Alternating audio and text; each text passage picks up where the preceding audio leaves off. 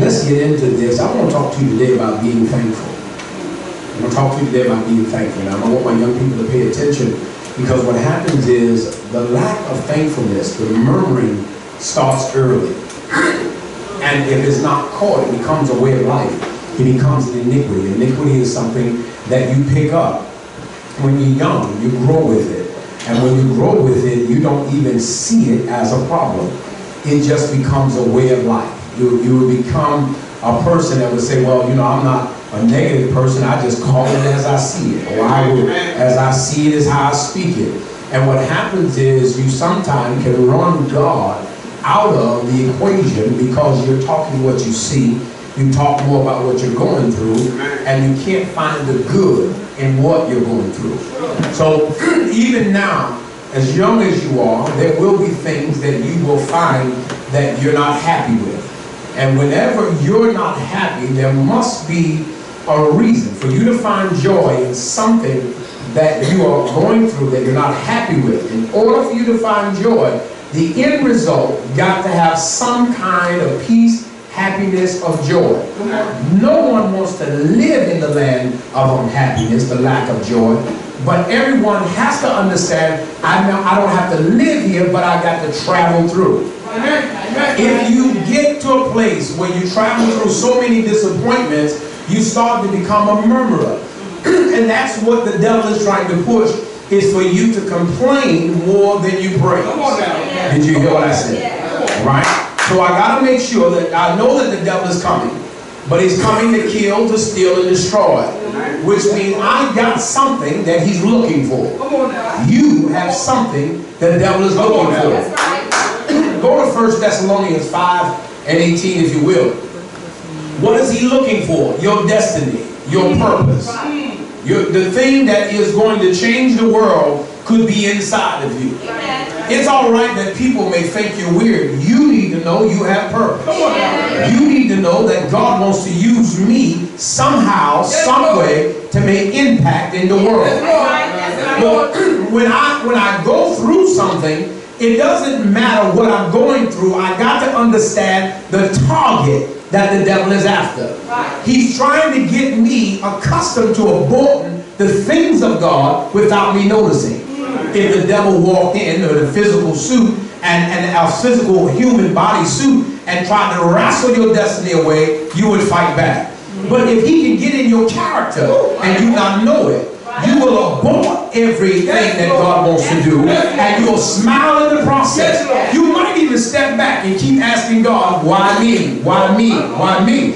And this is the job of the Holy Ghost, is to show us ourselves, that we can see what's wrong with us. Because the more you think you're right and no one can show you you're wrong, the less likely you'll be a success. Did you understand what I said? So 1 Thessalonians 5:18, in everything give thanks. Not for, but in. There is a difference. In everything give thanks. In everything I go through, I need to find God, and I got to tell him thank you. Well, then this is what you got to understand. There are days you're going to wake up and you're going to feel like you ain't got nothing to thank God for. If you haven't lived, keep living. The day is going to come, it's going to be miserable. It's going to be an uphill journey from sunrise to sunset. You're going to be upset about with people. You're going to be upset about outcome of things. You're going to be upset about friends that disappoint you. But the thing is, God said, I don't care what you go through. Now, there is no shortcut to this, because all of us are going to go through something. Why is my body attacked? Why is my child sick? Why? And see, and this is what some of the things people don't understand is, we never seem to be concerned about anything that's going on until it directly affects us. Come on. We're not at Children's Hospital praying because children in there sick. We only go when somebody we know is in there sick. So is it more that you want to connect with God to get what you want, or are you connecting with God to destroy the works of the enemy? Because if you're connecting with God to destroy the works of the enemy, it doesn't matter who child is in there. I come to declare war on every sickness that's trying to interfere with the destiny of a child. So the devil comes to steal, kill, and destroy. So therefore, when he comes and attack me, my job, while I'm fighting, my job, while I'm confessing, my job, while I'm going through this hardship, my job is to find something to thank God for. If you go through anything and you can't find God, you've already been defeated. Because where there is no God, there is no light. Where there is no light, you cannot see your next step, the next thing you need to do. You can't see the process. You can't see what God wants to do. And therefore you sit in darkness and complain, why me? How come? Who let this happen to me? Why did this happen? Why keep happening? Why? But it's not about why. It's about God. And no matter how dark it is, I'm going to tell you thank you in the midst of every storm.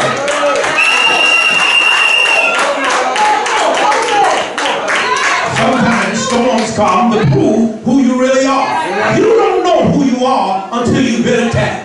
You think you know how to fight until you've been punched. You think you know how smart you are until you encounter a problem that makes you scratch your head. So you got to understand that I'm not coming into this situation blinded. I know I'm going to be attacked. If you for somehow think coming to God means you're going to be exempt from problems, the devil has already hoodwinked you. You will be attacked. For the very same purpose that Stephen was stoned, because he wanted to declare the gospel of Jesus Christ. If anybody would have been saved from the stoning, it would have been Stephen. But yet you have to understand, no matter how much good is in your heart, there's an evil in the earth that wants to destroy you. Destroy your smile, destroy what you want to be, make you feel like you're not what the world wants, make you feel like you're inadequate, your nose too big, too narrow, your hair's too short, too long, you too short, you too tall, you too skinny, you too fat, you too dark skinned, your hair too nappy. He's always coming to point something out to say I don't cut the mustard. But I come today to tell the devil, it don't matter what you find on me. And what you find may even be true, but what you find will not stop what God wants to do in my life. I got a destiny to fulfill. I got a purpose to live out. So you might as well leave the hell. I'm going to live until I win. I'm going to live until I win. I'm going to live until I win. It don't matter how many times you fail. Live until you win. It don't matter how many setbacks you have. Live until you win. So in everything, give thanks. For this is the will of God in those that are in Christ Jesus, those that are born again. This is the will of God. This is what God wants you to do. When it looks like there is nothing to thank God for, God said, in everything I need you to find me and tell me thank you. Now what the devil does is try to make you try to measure what you're going to thank him for. But a grateful person, come on now, will overemphasize their thanks for the small things. But you just don't understand. I'm telling you, I needed this water. It's just a bottle of water. But I'm telling you, man, I've been walking in the sun. Thank you for the water. And to some people, it looks like you're doing too much. But God said, I want you doing too much. I want you to overreact of everything I do. The breath you take, tell me thank you. The oxygen I put in the air, tell me thank you. Tell me thank you for the things that other people are overlooking. Put your feet on the floor, tell me thank you. The ability to think for yourself. Some people have gone through some things and you thinking that you got it bad. Some people have gone through some things and they lost their mind. God, I thank you. I got a mind that I can make a choice. So in everything I go through, I got to give God thanks. One, because I'm a child of God. It doesn't matter what you go through. It's most of the first disappointments you'll find in most cases come from home. Parents may not understand your perspective, your point of view, understand what you're going through, understand what you're faced with. In some cases, you may not even be able to open up to your parents. But the bottom line is, it doesn't matter about your parents. You are old enough to understand what I'm saying.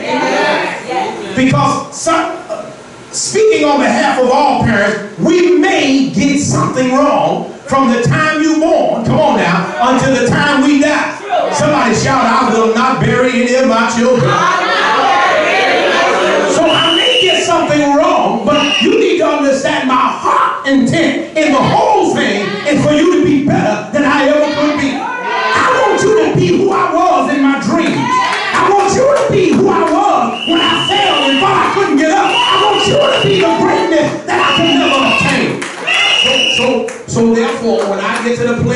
that I'm going through, I got to find God. I got to find God. Go to Philippians 2 and 13. I got to find God. I got to find God. And sometimes I got to find God in the very simple things. See, most time we're looking for God in places where we can be seen among people.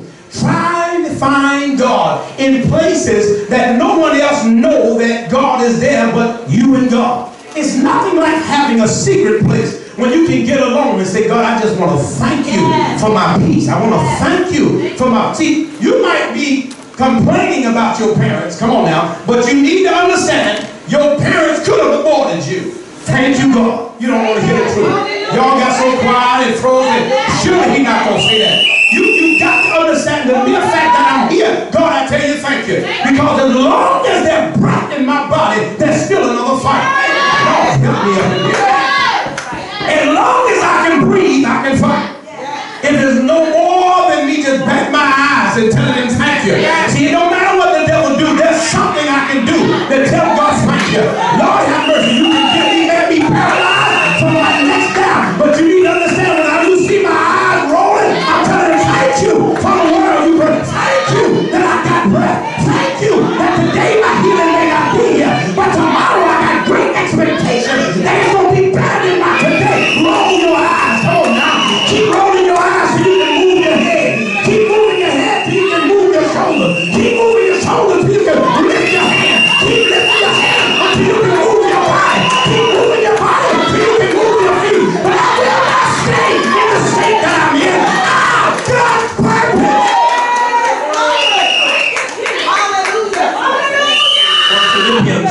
Philippians 2 and 13 says, for it is God which worketh in us both to will, meaning the whole reason you want to do right is because God lives in you. Somebody say, God lives in me. The only reason you want to do right by people is because God lives in you.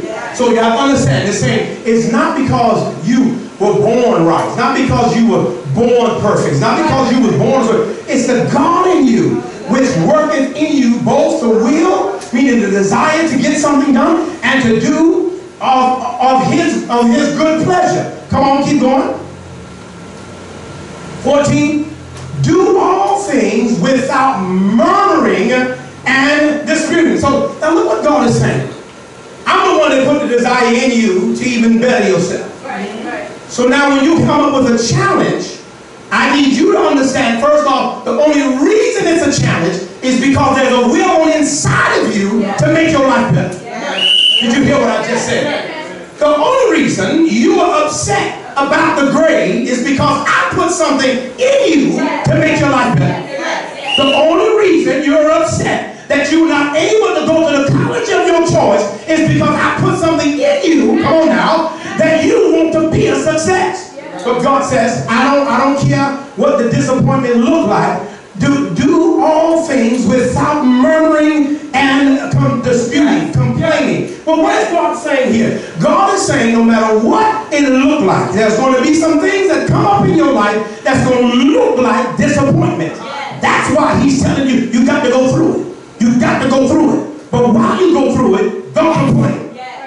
Don't complain about who wronged you. Don't complain about your daddy, your mama. Don't complain. Don't complain. Don't complain. Come on now. You got to understand that if I start complaining, if I start murmuring, then I have a price to pay that God says he's not happy with. Because God never wants the devil to come into your life and do something that shadows out all that he's done for you. So no matter what you're doing, find something to thank God for. Go to Romans 8 and 28. Because I don't want to be in the shadows. Don't glorify what the devil has done. Glorify what I have done. Romans 8 and 28. Look what it says. And we know that all things work together for the good to them that love God and to them who are called according to his purpose. So when I know what God has for me, when I understand my purpose, whatever I go through, I know it's going to turn out to my good. He is a God that will take a disappointment and give you something to celebrate about. Do you hear what I'm saying? You serve a God that will look and watch the devil work up his best plan, his best scheme to destroy your life. and he'll turn right around and turn those ashes into something beautiful. You know, it's nothing like being attacked young. It's nothing like going through something young and nobody understands what you're going through. It's nothing like the devil attacking you before you even can get off the ground good. It's nothing like being in a place of misery. You know, one of the worst things that can ever happen to you as a teenager and as a young adult is when you're old enough to know right from wrong and you're living in wrong, not by your choice.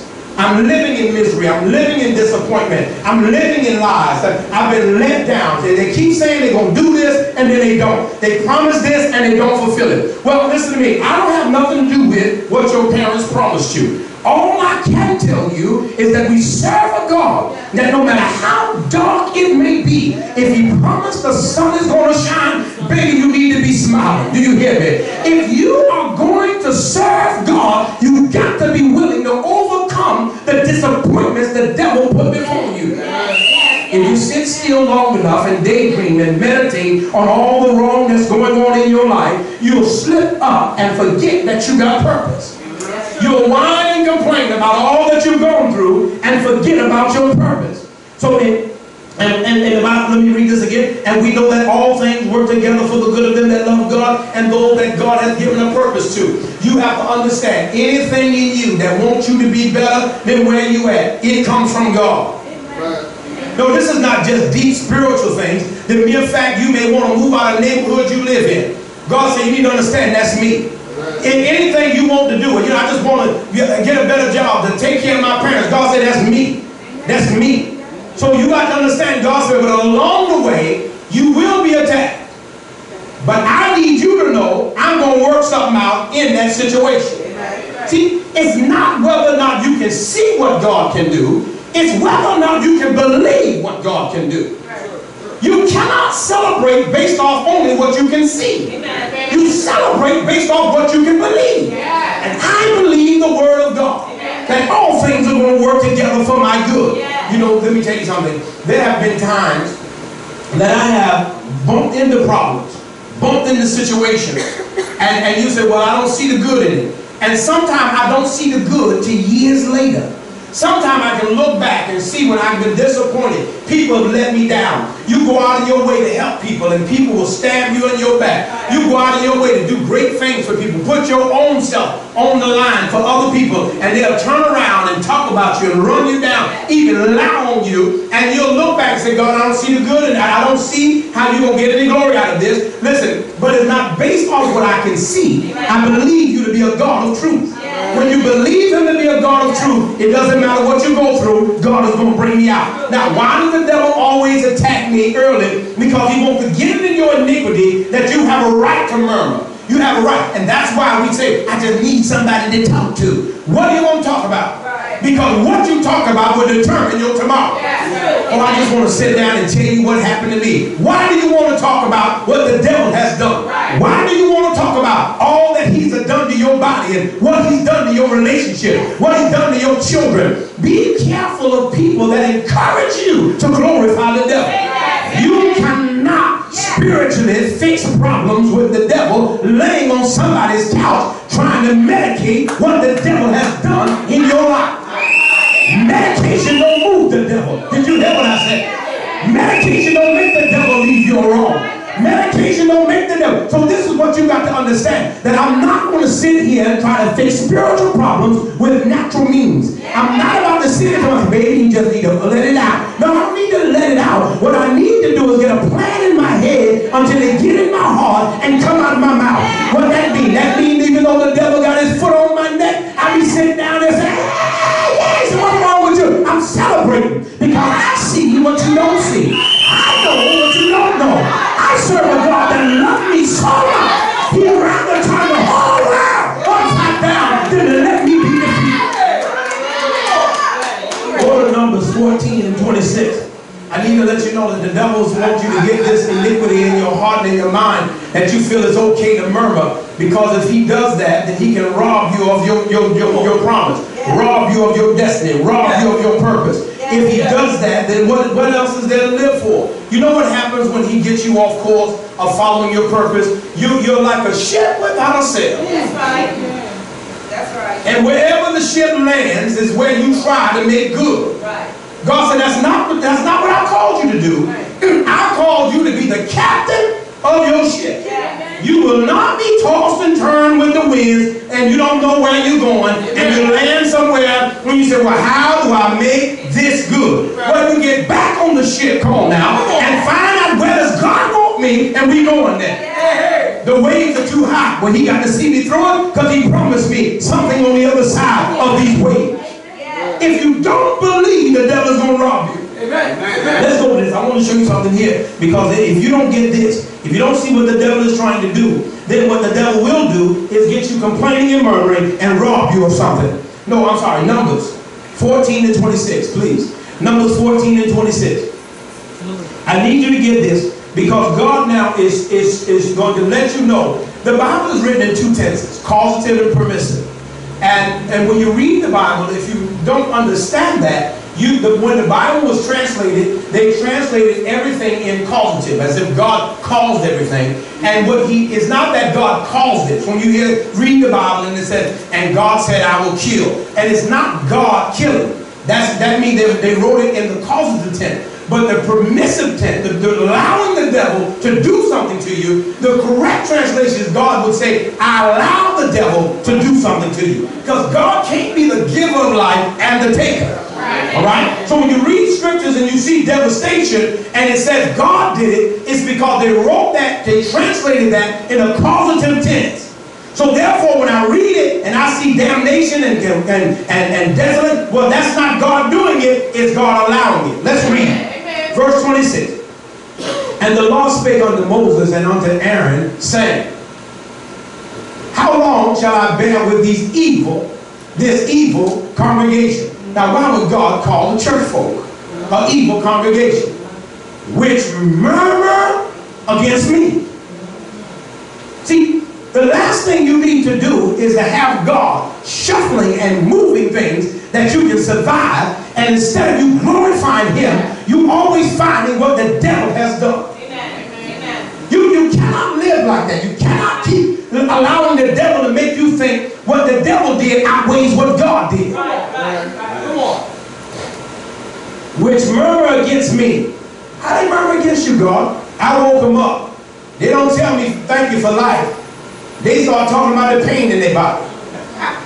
They start complaining about all what they got to deal with, and how many problems they got, and all the drama going on, and all their girlfriends and boyfriends, and all this other. Instead of them getting up talking about what I've done, they put me somewhere where I'm not even talking about or mentioned, and all they talk about is what the devil is doing. Sometimes it's best to zip your mouth, and until you get your mind together. Which murmured against me, I have heard the murmuring of the children of Israel, which they murmured against me. Why God do this to them? Why God allow that? Saying unto them, as truly as I live, saith the Lord, as ye have spoken in my ear, so will I do it to you. Your corpses shall fall in the wilderness, and all that were numbered of you, according to your whole number, from 20 years old and upward, which have murmured against me, doubtless ye shall not come into the land. What land? Is that the land you promised? See, people make you think that when God gives you a promise, there's nothing you can do to abort it. Yes, but it is. Yes, God can have an awesome life in store for you, but you can abort it. Yes. And this is what God is saying. He's saying, doubtless you shall not come into the land. I promise you the land, but you don't qualify for it. Right. Everything God wants to give you comes with a qualification.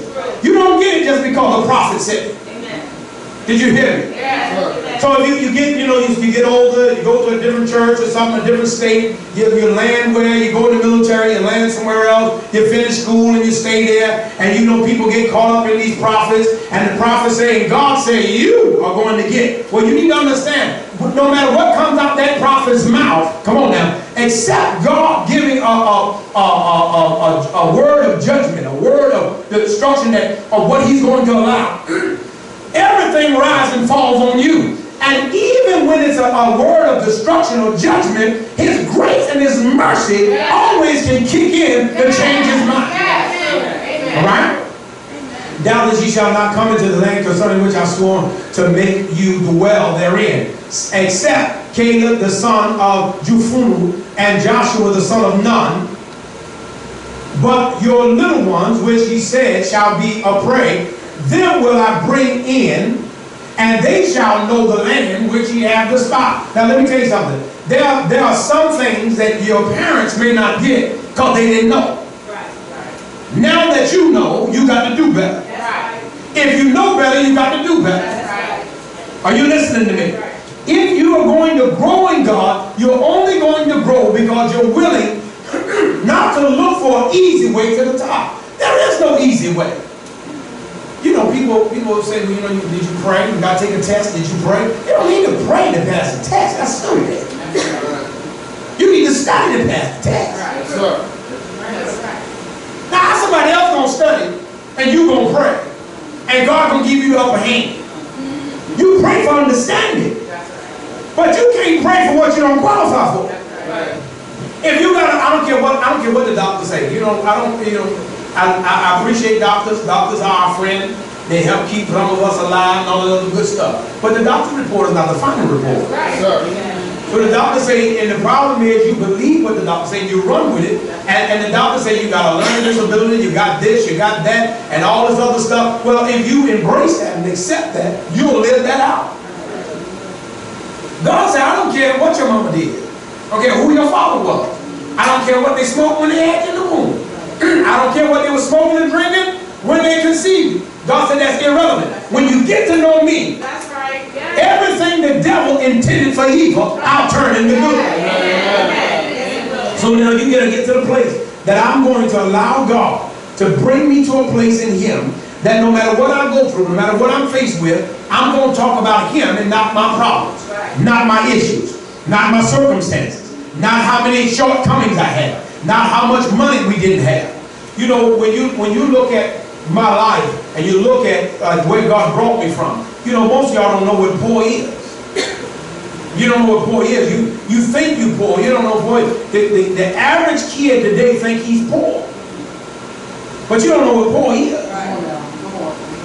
Until you get to the place that, you know, you ain't even got to ask what's for dinner. Because you know what's for dinner. That big old witch pot, that was, you're going to eat that every day until it's gone. You don't need to ask about what you're going to wear. Amen. Come on now. Amen. In most cases, you're going to wear what's clean. Come on. It ain't like we can change clothes every day. You never had to worry about which sneakers going to match. Because you ain't have but one. So sometimes you have it better than you know because you haven't heard somebody else's story. Y'all heard my testimony. My older sister used to have these corduroy pants. I remember them as clear as day. They were green and they had zippers on the side. Now I had to go outside and play with my sister pants on. And I never forget, there was a lady, a young girl from around the corner. I lived on Nostrand between Quincy and Lexington. She lived on Lexington. And she came out, she said, ah, you got on girl pants. I was so busy having fun, it didn't matter to me. I never knew I was poor. I really didn't. Because we go outside, you can play, you go to school, you can, I mean, like, what was the measurement of being poor? All I thought was, I get tired of eating the same thing over. No, I'm not lying. I remember that my mother used to have a deep freezer, and there would be nothing in there but government butter. With no cheese, just the butter. Y'all don't know about that. We didn't have microwaves when I was a kid. We would get a pot and scoop the peanut butter out and put it on top of the stove and let it get a little, come on now. Loosen that thing up, come on now, and then you spread it on your bread. Now that's what you're going to eat. Yes. And you can mess around and run your mouth and be playing and let that peanut butter get thick again. But you're going to be in trouble. That peanut butter, come on now, it'll stick to your ribs, it'll hold you. You eat that thing around breakfast, you ain't going to get hungry again till next week. And you go on, be stupid and put too much on there if you want. Now that stuff gets stuck in the top of your mouth. Y'all don't know what poor is. Y'all get creamy peanut butter. I never knew creamy peanut butter exists. Every once in a while, while you get an idiot and open the peanut butter and pour the oil out that was on top. That was the help. Come on now. That was the help loosen the people out of the water. We need that oil. You don't pour that out. You got to stir that up in the peanut butter. Y'all don't know nothing about this. Y'all don't know nothing about this. And you would stir that up with the oil. Come on now. And then when you put it on the stove again. Now we didn't have microwaves. Now you can't. This was stoves. Now you had to stand there. And you stir it and you stir it and you stir it till it's loose enough to put on the bread. Put that thing on the bread and you're good to go. Now see, some of you complaining and you get to choose what you gonna eat. That's right. You don't know how awesome it is for a parent to walk in and say, what do you want to eat tonight? You take that for granted. Come on, Pastor. Come on, Pastor. Didn't get mad. I told my wife we went Chick-fil-A one night. I don't know, we got back late. I don't know what happened, but everybody was acting half crazy with that Chick-fil-A. I said, don't worry about dinner no more. They done aborted for a nice little season, asking them what they want for dinner. No, you got cereal in there. You got cereal, you got bread, you got something in there. There's something in there. Come on. You're going to find. Now, you may not be what you want. And listen. And then they go on hunger strike if you're real mad. If you don't like what I'm offering, I'd say strike. And then y'all get on y'all little group chat, let the whole teenage ministry strike with you. We gotta eat pasta again. I declare a strike. Strike! I eat good. I'm gonna eat good. I'm the one with a job, you understand? And you got a job, you can go out there and spend your money on fast food, whatever you want. Come on now. You don't know how good you have it. That's so right. To lay out. You know how awesome it is to put on an outfit, not like it, and be able to go back in and change to another one? Yeah, right. Let me tell you something. The only thing that saved me when I was poor was when I was in elementary school. We was in a private school, and we had a uniform. That uniform saved my life. They had but one pair of pants. You get one pair of blue pants, white shirt, red tie, and that sweater. Lord have mercy, this way ain't nobody know. The only thing you had to make sure that your collar didn't get too dirty, you understand? You can, so some nights you got to clean that, y'all know about this, clean that collar, come on, and then you put that thing right back out for them all. It don't make no sense to ask what you're wearing. You know what you're wearing. You had your school clothes, one outfit. Your go-play clothes, one outfit. And your church clothes, one outfit. Y'all not only get multiple choices, you got a mirror to look in. I ain't never had a full body mirror to look in. You better step back. That's right. That's right. Stand up in the bed. Kids got it so good today, they don't understand they have so much to thank God for. Listen, I know when I tell my poverty-stricken days, it may sound depressing, but it's going to let you know you got something to thank God for. Amen. I remember when I wanted to go somewhere, I had left or right. Left, right. Left, right. That's called walking. That's it. And you would walk. Now I know y'all can't even come. If I told my kids to walk to Walmart and get something, they would not only call the state, they will cuss out in the front yard until they show up. We used to walk to church. Equivalent to the y'all say, Pastor is lying, ain't no way in the world. Equivalent from here to somewhere on 130 is where we would walk. I mean, we walk. You just walk. I lived on Ocean Avenue between Quincy and Lexington. So you would go Quincy, Gates, Monroe, those was the short blocks. Monroe, Madison, Jefferson, Putnam, all Halsey, all in the full. Now you got to go all in these long blocks now. Then you got Marcy, McDougal. They call it Troop, but it was Troop. changing and you're going to Sumner Boulevard. How can you just walking and walking and walk? Y'all don't get mad if we don't take you to the store. Like really? Like you can't take me to the store? Are you wrong? You don't know how good you got it. That's right.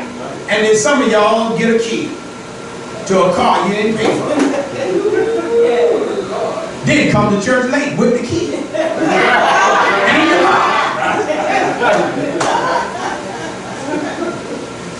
no, you don't know how good you have it. Don't let the devil make you think you got it that bad. You know, it is an awesome privilege to have, when you're in a home with a single parent, to see them fight to make sure your life is going to be better than theirs.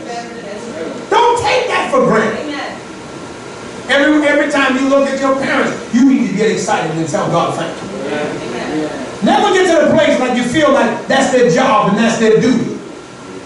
You look at your parents, you got to be, that's inside of you. You need every once in a while tell them how much you appreciate the opportunity that you're given. Thank you for my clothes. Thank you, thank you. You know, and don't get sassy when you get a little job and get a little money and start smelling yourself. Because you ain't really paid nothing. Come on now. It's an honor for you to take all of your money, come on now, and do what you want to do with it. Because somebody still got to pay the light bill. You know, we got a little pond, little pool right there. And the heater in the pool is 400,000 BTUs. Now that don't mean nothing to kids. Right. But there's somebody paying an electric bill. Now the whole house, from top to bottom, is 2 units. The unit upstairs is 100,000 BTUs. The unit downstairs, 100,000 BTUs. The whole house is 200,000 BTUs. And before we got a pool, you can have a heating bill that'd be $800–900, and that's what everybody walking around with a sweater. Now they gonna cut the pool on because they want the temperature right, and like it ain't nothing. Just I just hear the heater on. They sit up there, yeah, just let it get a little bit more warm. They look at their phone. They look at their phone to see what the temperature of the pool is. They say, yeah, it ain't just right yet. Let it run for about another $40–50 more. And then you don't know how good you got it. Sometimes you need to look back and know you need to ask your mama, well, how did you have it? You'll look and know you got something to thank God for. The protection we give our children today. Man, come on. The world got crazy.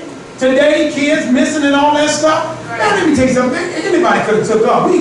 All of us are just about hard-headed wandering somewhere. We ain't had no business. Now your mama is looking for you, want to know where you at. He like, give me a break. Give you a break. Somebody have your butt in the back of a van.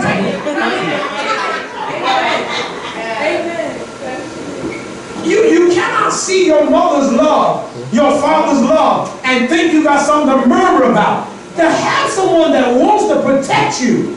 Now, granted, some parents can go overboard, but I'd rather have overboard, come on now, than you on a milk cart. Talking about, have you seen me? Do they still put the pictures up at Walmart? You can have them up at Walmart. Have you seen me? No, I ain't seen me. Last time I saw your hand was on your hip and you were telling your mama how grown you were. When I was a kid, when you put your hand on your hip and telling your mama how grown you was up there, but your mama knew where you was at. She knew where you were. Hey, right over there, right where the bushes is at. The damn bushes is a memorial. Y'all get to roll your eyes and move your head, suck your teeth, and all that other stuff. Lord have mercy. You don't know how good you are. Get the ability to express yourself. Your mama had to sit there and hold it in. Ain't no family talk. Like, what are you going through? My mama never asked me that.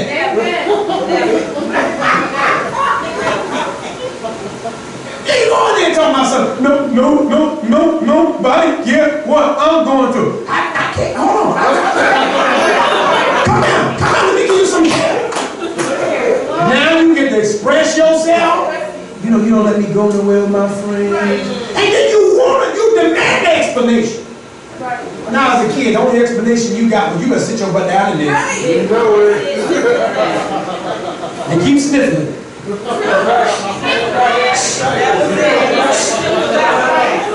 Is that you in there? And I can come in there and give you something. Boy, y'all got it good. Y'all can sit there and tell your parents, you know, this is how I'm feeling, this is what I've been going through, this is how I feel, that, no, I don't want to go do, I don't want to do this. Why? Why you don't want to do that? Why didn't they talk, your parents talk to you? Tell me why. Why you don't want to do that? But I just feel like going to school is against my heritage. I think the teachers and your parents reason with you. But they got the word in the car, let us reason together.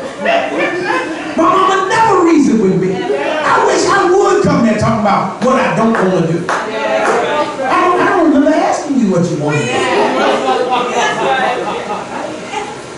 You know, I used to get, and you get your butt whooped. My mama say do the dishes. She didn't ask who dishes they were. Child, y'all were on a campaign. Them not my dish shit. Them not my dish shit. Them not my dish shit. And you act just like you have a right not to wash the dish because it wasn't yours. Child, my mama walked in there and she said, "Purpose, get them dishes out the sink." And you go out there and be dumb if you want to and just take them out the sink and put them on the stove. And say, "Well, you said take them out the sink." Y'all got it good. I'm telling you, you got it good. Well, since when you could choose your fashion? They ain't take no sneakers. No, you first off, you gonna find your size, and you better hope they tie together in the box. Y'all don't know about this. You gonna flip through that box, and then you find one size fall, and you can't find another. And your mama said, "Look over there, I see if you see that fall." I don't even remember my mama asked me, "Do you want this color?" Because all of them in the box were the same. No, they lying right there on Fulton Street. We just sit right there. There was a corner right there on Fulton and Nostrand, and they had that big old box. My older sister and you get jellies. Feet sweating and all that stuff. No, I'm telling you, take their jellies off. You out there playing that song, they take them jellies off, and it looked like zebra prints and all that stuff. You be in the sun too long, they'll melt on you. And then when you thought you was somebody, you had the hot top jelly. I'm telling you, you got it good. I don't like those. That's when you had an opinion. You have so much to thank God for. You just don't know how good you got it. Getting in the car. Getting in the car with air conditioning. I remember my Aunt Lulabelle gave my mama a car. It was a Pacer. Y'all don't know nothing about that.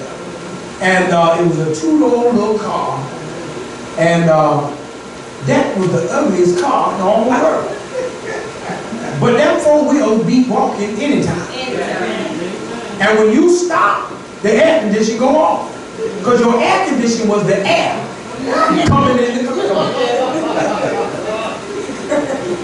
Well, these kids get in there, child, they're complaining like, is the air working? Like, are you going to get this fixed? Y'all complain about stuff. My milk, we always had milk. Because milk was the powder in the water. Milk in the jar was a delicacy. That was for rich folk, not for us. And you always try to get it right. You try to put just enough powder. And then you put too much powder in and you got the clumps in it. And you're trying to beat them clumps out. Y'all don't know nothing about poor. You beat it. Now, I'm telling you something. We didn't get Frosted Flakes. We never, let me tell you something. My mom used to get wet. And I remember King Vitamin used to taste like Captain Crunch. And then they took the sugar out of King Vitamin. I swear to God, I hated everything about Key Food. That was the store we shot at. Like, where's the sugar? It just went blank. We used to get, the other one was Kaboom. That was the last one that had the little marshmallows in it with a little sugar. Y'all don't know what po is. These kids today talk about, I don't eat that. You know what? We had, listen, Wick used to give you total, which was nothing but cheap, high-end Frosted Flakes. That's all total was. Wheat, all that stuff. We always had cornflakes. None of that stuff had sugar. My mother used to tell me, if you sprinkle just a little bit of sweetener, it'll taste like sugar. So I used to take a little sweetener, I said, this here don't taste like sugar. And then you just keep trying, because obviously and it just gets worse. And guess what? You still gotta eat. Just for a week, if y'all could just have some cornflakes with some watermelon. What I'm telling you, you thank God for. I'm telling you. You come home now, you don't have a brand that they like. My kids get individual brands. Did you get this? Get the Fruity Pebbles. I don't want that. Give me Reese's Peanut Butter Cup. Give me this, give me that, give me this. No. We need to go back to the old time. Just like I'm thinking, 3 days, I guarantee you, boy. Y'all talking about some eggs and cheese. Where cheese gonna come from? Government ain't passing out no cheese. Eggs and cheese and all this other stuff. You have it good. Stop thinking, talking about some heaven. I wish the Almighty God, you start talking about going somewhere to get you don't sit your butt down on this pillow. And your mom gonna make you look like whatever she feels. You better hope she ain't mad at your daddy. Because if she mad at your daddy, you gonna be looking like a buckwheat or something. One side of your head gonna be a pony. Come on now. And you better hope she don't get distracted. Because you going outside, half your head braided, and the other half in a ponytail. I'll finish it tomorrow.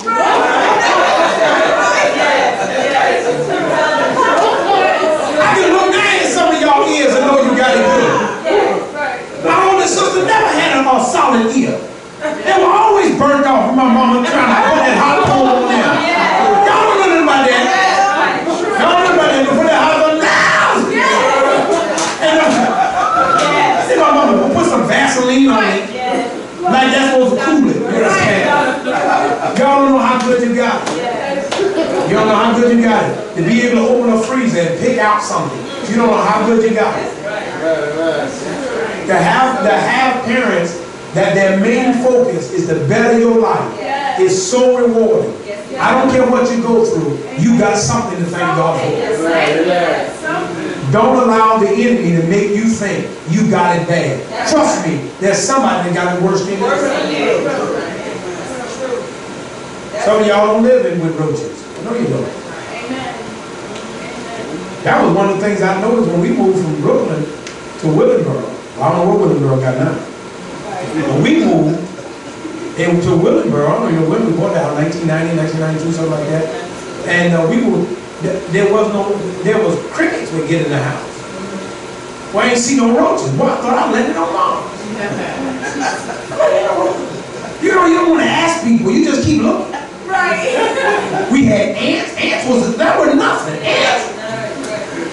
Child, in Brooklyn, you had them cockroaches. I mean, the big old cockroach, flying roaches. You know what I'm saying? Y'all don't know nothing about it.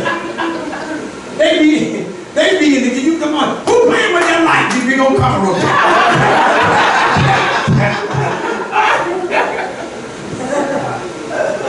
I mean, you have no idea how good you got it. Right now, if your mama saw you in an apartment, they gonna move. My mama ain't had no choice. The only thing we had was that Chinese chalk. Y'all don't know about that. And boric acid. That's what we used to do. The boric acid used to kill it. Y'all got it good. Trust me, you have it good. If I can get where I'm at, starting from there, I expect you to surpass me greatly. I expect you to surpass me because your start is better than mine. Amen. To have a parent that want what's good for you, want what's best for you, that's enough to thank God for. Father, I thank you for this time. I thank you for the youth of this ministry. I pray, God, that you would open their hearts and allow them to see how you have set them up for success, how you protect them and will not allow the devil to reign over their life, and the end result is always victory with you. I don't come to this place and speak to them as if they're going to have a bed of ease. I come to give them the truth, allow them to hear this truth and receive it. And they will go through something. But with you, they will not only come out, they will come out victorious every time. God, touch their hearts and their minds, that they can be grateful for all that you've done. Thank you for the parents that you've given them, that would love them, that would do what needs to be done to protect them and to provide. Every single parent of this ministry, we pray, God, that you send increase, and that you send strength. And every day that they felt the burden of being a single parent, add 7 days to their life. Father, we'll give you the praise and the glory for it. In Jesus' name, amen. Clap your hands.